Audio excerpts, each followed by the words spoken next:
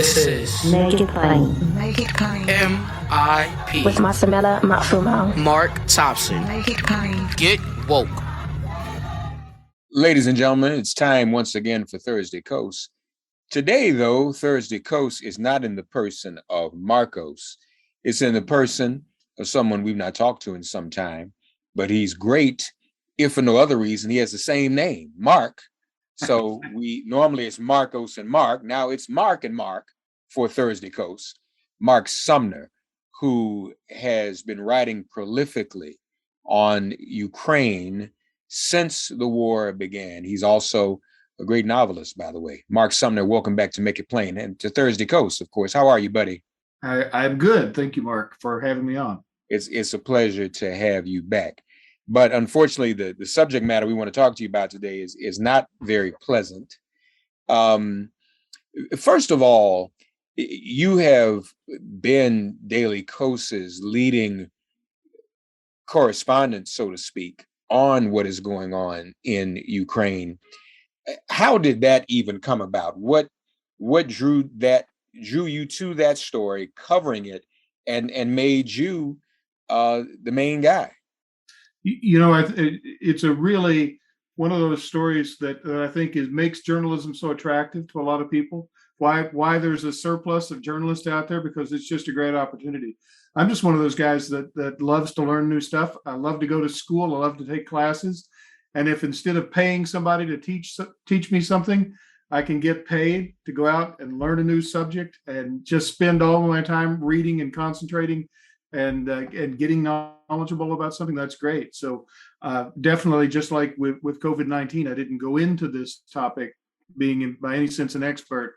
It's just a matter of sitting there day in, day out and learning who the good sources are, putting together a list of good sources, finding out who you can trust, and kind of working out from there.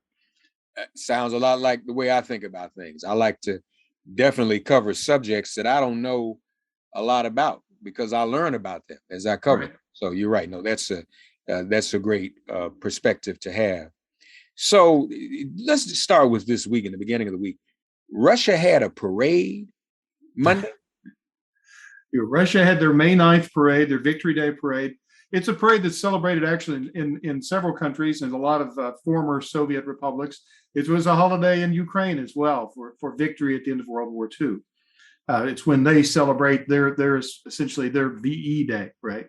But the tradition in Russia has become that's the day when they roll out all the new military gear and they do the goose stepping down through Red Square and review all the troops. So I think there were a few notable things about this year's parade. One, very, very few airplanes in the air. Just as when the U.S. does anything where you're having a military event, they like to fly over the big flights of jets and show you off the different bombers and fighters or whatever. You didn't see much of that in Russia this year. All of those flights were essentially grounded. They said because of bad weather, but anybody that was watching saw that it was blue skies. So the real suspicions are that they were worried that either some disgruntled person from Russia or some Ukrainians might get in there and cause an unfortunate incident with one of their airplanes over the middle of Moscow. So they kept them on the ground. There was also just a little bit smaller amount of all of the other vehicles that usually count on: the armored carriers, the missile launchers, the tanks. Everything just a little reduced this year. Is it unreasonable to hypothesize that some of that equipment is deployed in Ukraine?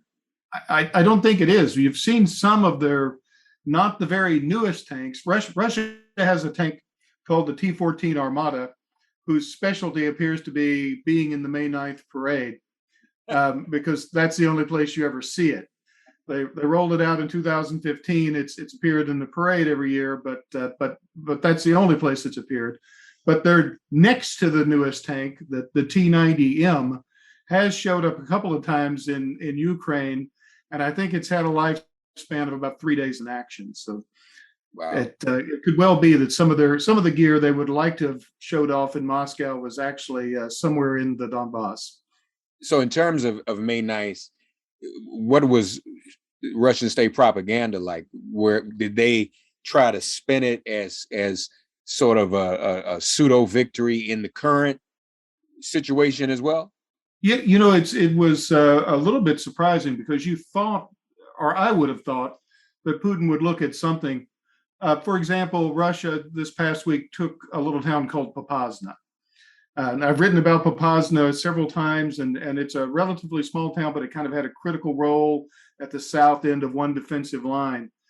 And Russia finally managed to capture it after traveling a sum of 2 miles over the whole course of the war to get it. But they didn't mention that. They didn't really try to spin anything as a victory. Neither did they mobilize the whole country or really do a full declaration of war rather than a special military operation. So they really did. And Putin's speech was surprisingly light on things that could be viewed as threats. There was no real ramping up of the language of threats against NATO or threats against other nations or whatever. So it was kind of a surprisingly, I don't want to say a weak speech because I don't want to encourage Vladimir Putin to be more aggressive in his speaking, but it was definitely, I think, not what a lot of people expected. So why do you think that? Why do you think he was so reserved?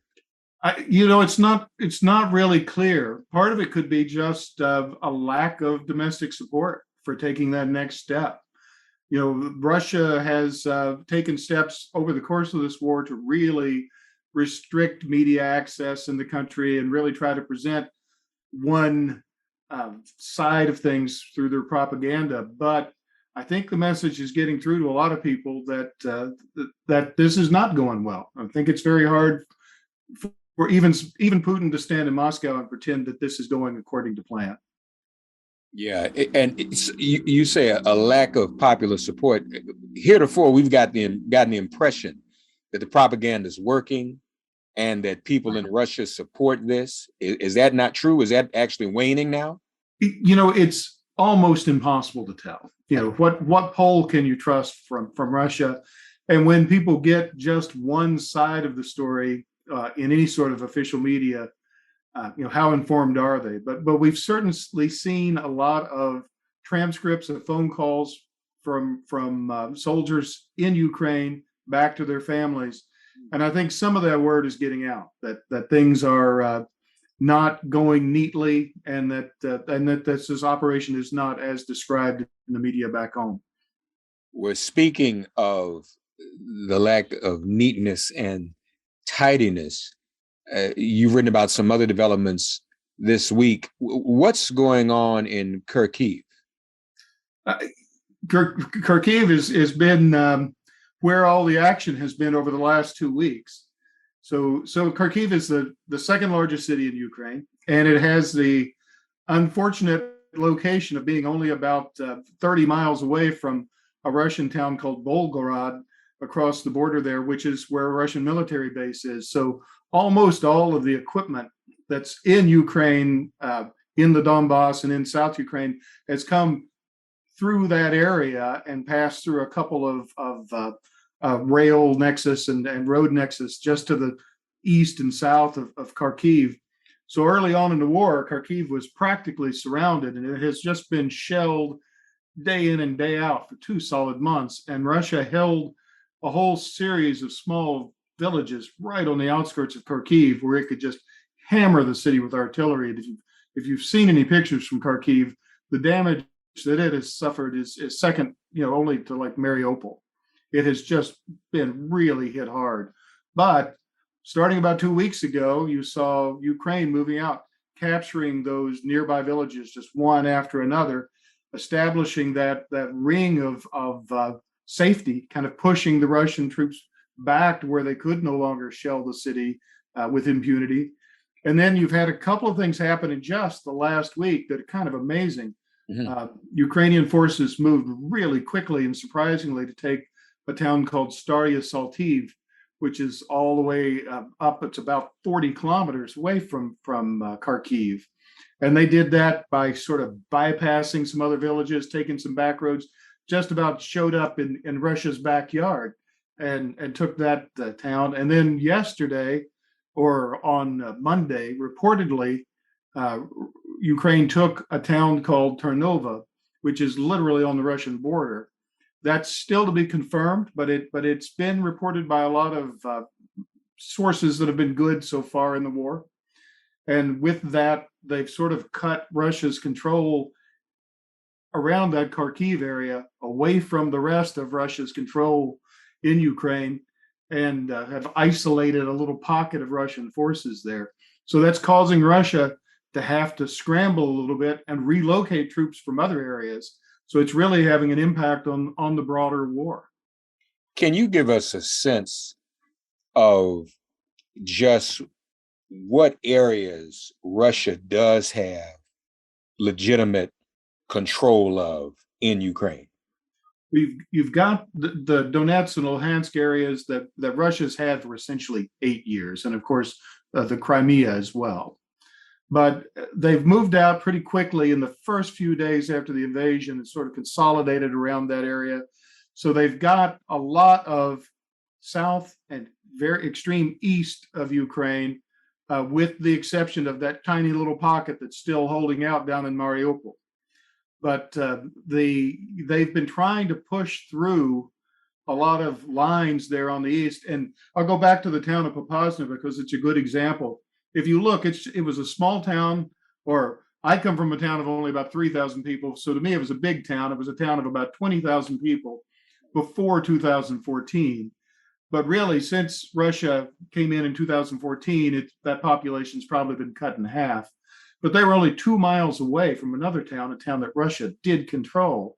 So if you go on Google Maps right now, you can look at Popasna and you can zoom down. And if you turn on the satellite imagery, what you will see is just big green farm fields. It looks like any place that could be in Indiana or Iowa, except on a close scale, it's got a lot of little trenches dug across those fields. For 8 years, these guys in eastern Ukraine, in the area controlled by Ukraine and the area controlled by Russia, have been building trenches, fortifications, pillboxes. It really does have something of a World War I feel right there in that area. So, like I say, Popasna was just 2 miles away from another town, Pervomaysk, that Russia had controlled. It has taken Russia 70 some days to travel that 2 miles. So that's the kind of movement you're seeing in eastern Ukraine. And that doesn't sound very like a sign of success in terms of the spaces that it does occupy. Does it matter to this agenda to ultimately get Ukraine to submit? I mean, are their advances, as slow as they are, the spaces that they are able to maintain some semblance of control over, Mark, does any of that ultimately amount to, hey, we're really doing something here, we're getting control of Ukraine, or no? What they'd like to do is push out. They've got a lot of troops massed around a town called Izium. They've got a lot of troops in that eastern area, north of Popasna, up through Donetsk and that area. What they'd really like to do is kind of bring those two together. And that would allow them to sort of surround all of those Ukrainian forces that are sitting there at those trenches looking east, right? If they could come around behind those guys, then they wouldn't have to worry about all those pillboxes and fortifications and trenches that have been built to keep Russia from coming in from the east. So that's really what they would like to do, is to kind of encircle those forces. And they've been trying, and they've had limited success. They've moved forward at a few spots, but if you watch every day, if you look at any review of the war every day, what you'll find is Russia moved forward here and they took this little village, right? And then you'll also see Russia attacked here and here and here and were repelled. Well, every one of those and repelled, comes with a loss of tanks or armored equipment and mostly people. So every day they're having one small success and multiple small failures, and they're just kind of bleeding a lot of people. And I guess the question is, well, we know what has been happening. Many civilians have lost their lives. Right. What is in the places where they occupy? what is the status of those civilians and those people living in those occupied spaces? How are they being treated? Do we know? Well, I think we've had some examples. If you look at in the Southwest right now, if you look to the large city of Kherson, you can see people there that are kind of being held. They're not being allowed out of town, but at least Kherson has electricity, it has water, it has some level of food. So those people they're held captive, and they have no choice about where they can go or what they can do, but they're essentially under military control in their own homes, but they're not starving. But you can then look at what happened with like Mariupol, where Russia's strategy in a lot of cases has been just fire artillery until you've reduced the town to rubble, and then march over the rubble. And that's been the case in a lot of small towns, villages, and cities as well. And it's a strategy they used in Georgia and Chechnya and Syria as well. So that's just kind of their tactic. So if you happen to be in one of those towns where they've reduced it to rubble, and then they just come across you and you've got your gas is out, your electricity is out, there's no water, there's no food, there's not much evidence that Russia's doing anything to address that, except in Mariupol, where they do seem to be taking a lot of people, putting them on buses, and sending them to unknown locations in Russia. Meanwhile, it would seem that more are joining Ukraine's cause, more weapons and supplies coming in from the West. Ukraine is only being buttressed, while Russia is only, from the way you describe it and from all the reports we've seen, in a state of diminishing returns. Am I wrong about that?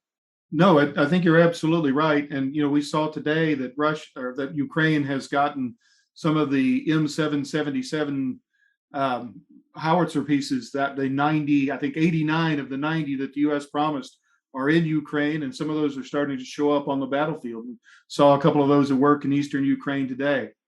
So those are making a difference. But if you look at Russia, still has a tremendous amount of force available to them. Right, over the years, they may be throwing away T-72 tanks cheaply, but they've got a lot of them, and they've made thousands of these tanks over the years. They have a different policy than we do. We tend to try to build a really good quality product, and we tend to put a lot of training into our soldiers, and we tend to have, Marcos has talked about this extensively, how important it is that the U.S. has a lot of non-commissioned officers, all those sergeants and master sergeants that kind of fill in and can take that order that comes from the officers and translate it into actions on the ground. And Russia doesn't do that. They just throw things at you in masses. So we shouldn't expect that just because Russia is losing a lot of people, losing a lot of equipment, that's going to be a signal that they should give up. That's their tactic anyway. Marcos has also educated us about that hierarchy or lack thereof, and he explained this earlier on. That's why so many generals are being killed. Yeah. So this story was prominent last week. Oh, U.S. intelligence is targeting generals. I started calling one of the shows and say, no, actually, Marcos told me that generals are pretty easy to find because they're. So I could probably go over there and find a couple myself today. They've got to be right there on the front line. There's nobody to take their orders and translate them into something. A typical Russian tactic is just line up a bunch of tanks and say, go that way. And that's about as complex as the orders get. Russia still in this war has not demonstrated an ability to execute the kind of combined arms that a force like the U.S. Army really counts on, right? Where they combine the actions of the infantry and the artillery and the tanks and the drones or Air Force with them, all working together to execute a plan. I like the way someone described it, where it's called reconnaissance by fire. Russia likes to practice reconnaissance by fire, which is just send a bunch of guys forward, and when somebody shoots at them, then you know where the other guys are. and they've been practicing that a lot in this invasion. That sounds kind of like old-fashioned Revolutionary War and Civil War tactics. Everybody just lines up and gets shot.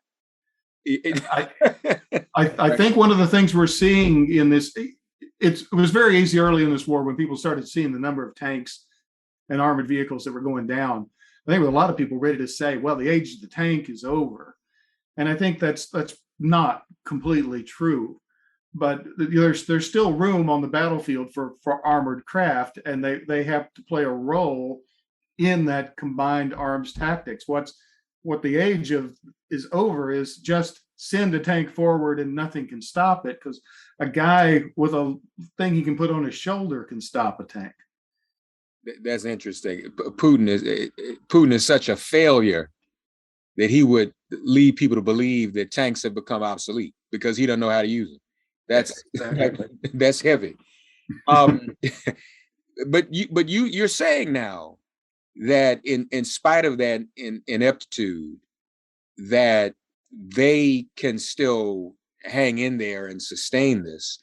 But for how long, though, Mark? I mean, what ultimately will be the breaking point, or will there just not be one? Can this go on endlessly and infinitely?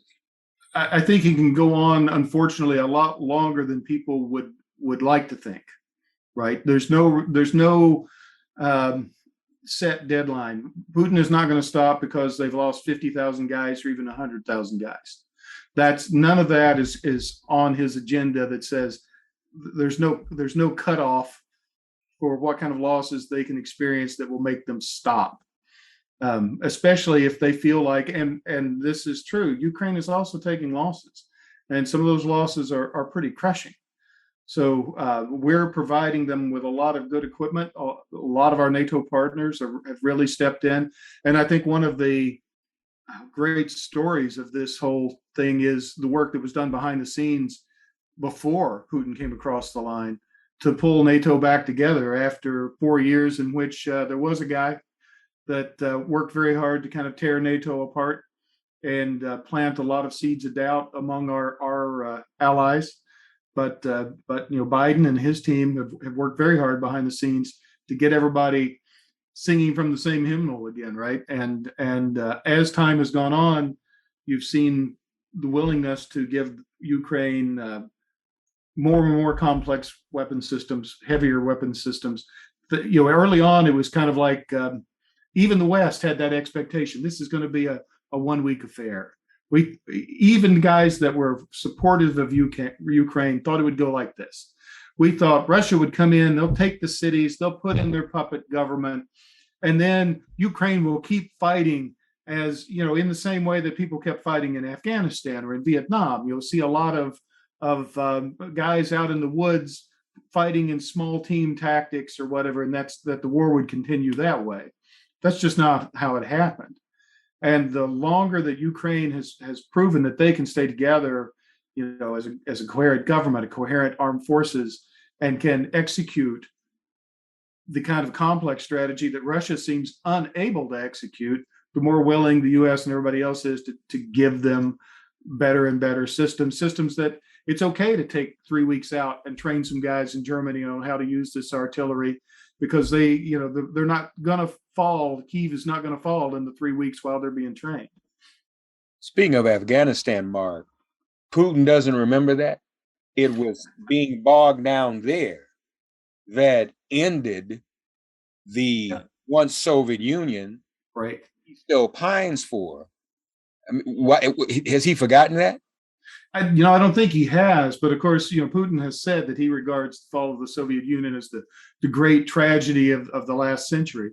So I think he wants the chance to prove that he can do it better.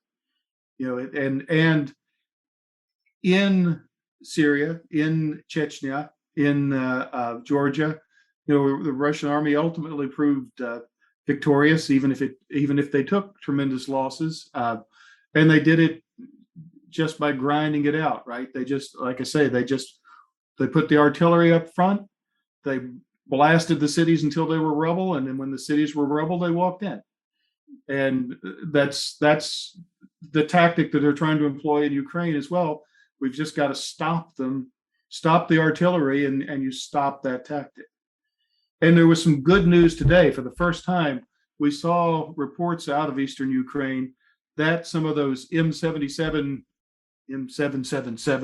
howitzers that the U.S. has given them that have gotten to the scene had outranged and taken out a Russian artillery. So, they do what they call counter battery fire, because the new artillery has a little computer on it.